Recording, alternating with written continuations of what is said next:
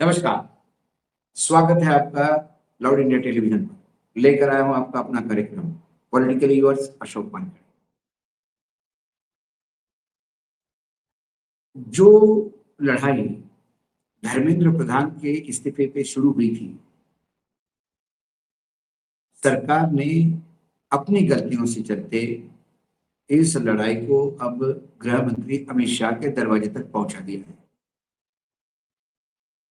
जब बच्चों ने आंदोलन छेड़ा, उस आंदोलन का दमन करने के लिए जो खेल दिल्ली पुलिस ने खेला, उसके बाद बच्चे बुरी तरह से घायल, परेशान, और उन्होंने उसके पीछे जंतर मंतर पे उनका मंच उखाड़ के फेंक दिया।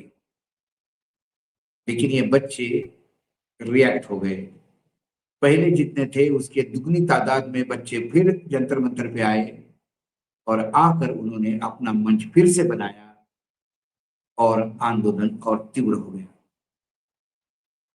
और इस लाठीचार्ज की खबरें और इसकी बर्बरता की वीडियो जब पूरे देश में फैले, तो शायद ही देश का कोई शहर था जहां हजारों की तादाद में जेंजी इकट्ठा हो गया। सरकार जी के लिए परेशानी का सबब हो गया। इन्होंने वार्निंग दी कि यदि धर्मेंद्र प्रधान का इस्तीफा नहीं होता है, और हमारी 3 मांगे हैं धर्मेंद्र प्रधान का इस्तीफा, उसके बाद जितने भी पुलिस वालों ने बर्बरता करी उनके खिलाफ एक्शन, और तीसरी मांग थी कि किसी भी बच्चे के खिलाफ कोई एफआईआर दर्ज होगी नहीं, और आंदोलन के बाद भी उनको प्रताड़ना या बदले की भावना से उनका पीछा नहीं किया जाएगा। सरकार ने जब बात करने के लिए बुलाया तब उन्होंने कहा कि बातचीत के लिए हम आएंगे। इन्होंने कहा कि हम न्यूट्रल जगह पे मिलेंगे। तब बात ये हुई कि जब तक प्रधान का इस्तीफा नहीं होता तो बाकी 2 मांगों पे बात करना ही मुमकिन है। सरकार ने आनन फानन में धर्मेंद्र प्रधान का इस्तीफा ले लिया और बाकी 2 मांगों का लिखित में आश्वासन दिया। जंतर मंतर से कॉकरोच जनता पार्टी जेनजी का आंदोलन समाप्त की घोषणा कर दी गई। लेकिन साथ ही कॉकरोच जनता पार्टी के जो संस्थापक सदस्य अध्यक्ष है अभिजीत दीप, इन्होंने एक बात लगातार कही कि सरकार पे मांगों पे हम ध्यान दे रहे हैं। यदि सरकार ने हमें सिर्फ इस्तीफा देकर खुश करवाया ऐसा लगता है और बाकी 2 मांगों पे उन्होंने ध्यान नहीं दिया, तो हमें फिर से आंदोलन करना पड़ेगा। इसी बीच धर्मेंद्र प्रधान का लोकसभा में भयानक स्वागत हुआ और उस स्वागत के चलते सारे जेनजी के जख्मों पे नमक छिड़क गया। उनको ये बताया गया कि धर्मेंद्र प्रधान का आपके नाम के लिए इस्तीफा लिया है, लेकिन उसकी इज्जत बनी रहेगी। ये कहीं ना कहीं गाली थी, ये वो लपड़ था जो जेनजी के मुंह पे पड़ा।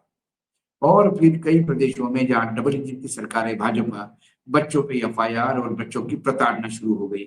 कुछ जो गुंडे नुमा लोग हैं भाजपा के विभिन्न अंगों में, विभिन्न जो वर्टिकल्स है उसमें, भाजपा समर्थित संगठन में, उन्होंने बच्चों को घर जा जाके धमकाना शुरू कर दिया।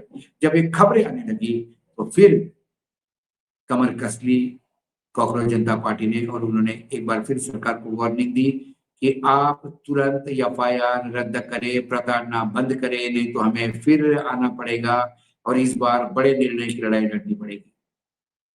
ये जब चल रहा था, कोई राज्यों ने अपने ऑर्डर्स निकाले, ये पास किया। इसी बीच में सुप्रीम कोर्ट ने बीच में इंटरवेन किया, जैसा कि हमेशा वो सरकार की मदद के लिए आती है।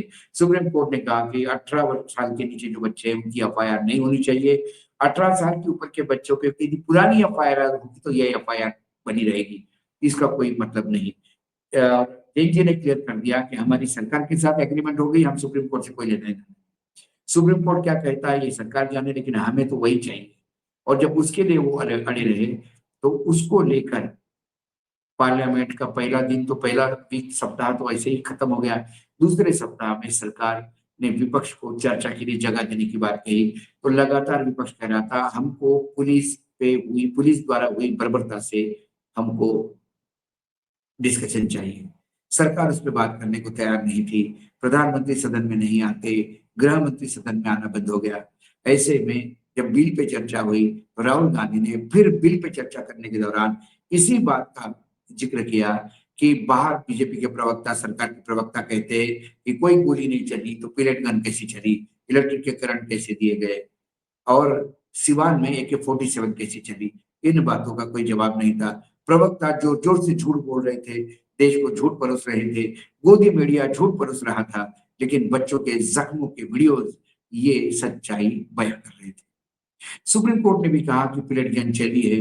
जो सीआईएसएफ ने अपने रैपिड एक्शन फोर्स जो सीआईएसएफ के अंदर आता है, उन्होंने इंक्वायरी में भी देख लिया कि पिलेट गन चली है। अब पिलेट गन से जख्मी हुए लोगों का इलाज भी दिल्ली सरकार अपने खर्चे से करे, ऐसे सुप्रीम कोर्ट ने आदेश दिए। अब इसके बाद भी बीजेपी के प्रवक्ता वही कहते हैं कि नहीं हुआ है। और जब ये हुआ कि भाई ये सारा हुआ है, तो फिर बीजेपी नए तेवर में आ गई कि ऑर्डर अमित शाह ने नहीं दिए थे, मंत्री ऑर्डर नहीं देते, ऑर्डर तो एग्जीक्यूटिव मैजिस्ट्रेट ने दिए होंगे। तो फिर आपातकाल के भी ऑर्डर इंदिरा जी ने नहीं दिए थे, राष्ट्रपति ने दिए थे। फिर इंदिरा जी पे क्यों हमले बोलते हो? बोफोर्स में तोहफे खरीदने राहुल गांधी नहीं गए थे, लेकिन राहुल गांधी के नाम से बिल पड़ा। मुलायम सिंह ने ऑर्डर नहीं दिया था फायरिंग का, लेकिन मुलायम सिंह के नाम से कार सेवकों पे फायरिंग का लेबल लगा हुआ है। और ये सरकार की जवाबदेही होती है। गृह मंत्री ये नहीं कह सकते कि मैंने ऑर्डर नहीं दिया।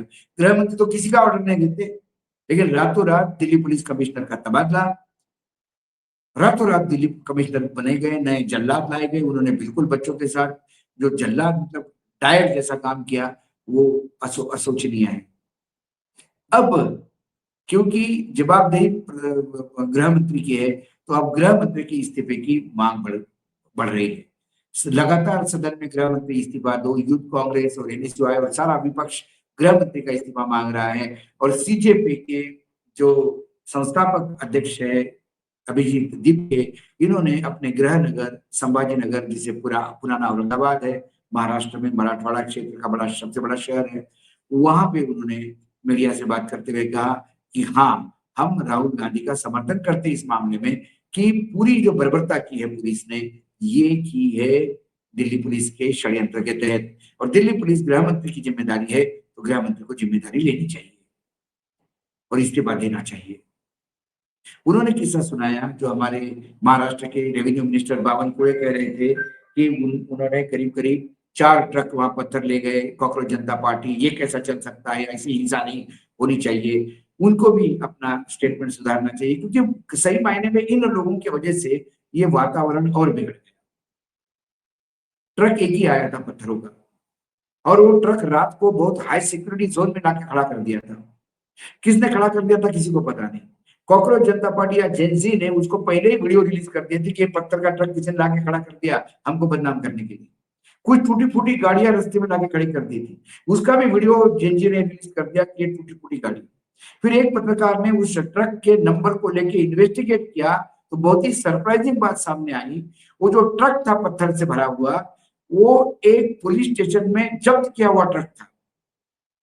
एक एक्सीडेंट के केस में 2 महीने पहले वो ट्रक जब्त किया था, वो केस प्रॉपर्टी था और पुलिस स्टेशन के कब्जे में था। वो ट्रक पुलिस स्टेशन के कब्जे से निकालकर पत्थर भरकर जेएनजी यहां लेके आते हैं, तो भी गृह मंत्री को इस्तीफा दे देना चाहिए। दीपके ने बहुत सही बात कही। उन्होंने कहा कि हम पे आरोप लगाते हैं फॉरेन फंडिंग। ठीक है, यदि हमको फॉरेन फंडिंग मिलती है और सरकार पकड़ नहीं पाती, तो भी सरकार को इस्तीफा दे देना चाहिए। कंगना रनावत जैसे वाचाड़ सांसद ये जब जब मुंह खोलेंगे सरकार को और तकलीफ में जाएंगे। ये जो धमकी देने वाले बजरंग दल और इनके जो कुछ गुंडेनुमा लोग हैं, ये भी सरकार को और तकलीफ में लाएंगे। ये जेनजी को इतना उस्काएंगे कि वो फिर यदि आ गए दिल्ली में, तो इस बार सरकार जाएगी। और यदि सरकार जाएगी, तो हम बार बार कहते हैं, लाउड इंडिया टीवी पे भी कहते हैं, हमें सरकार परिवर्तित भी हो, कोई भी सरकार में परिवर्तन हो, लोकतंत्र से होना चाहिए। ऐसे उठाव से जब सरकारें बदलती है, तो देश 100 साल पीछे जाता है। लेकिन इस सरकार को देखना है कि लोगों को शांत कैसा करे। सरकार हर जगह टकराव की भूमिका करेगी तो शांति नहीं होगी। सरकार संवाद की भूमिका करेगी तो कहीं ना कहीं शांति स्थापित होगी। इसलिए मैंने कहा कि प्रधान का इस्तीफा अब क्यों मांग धीरे धीरे गृह मंत्री के दरवाजे तक आ गई है।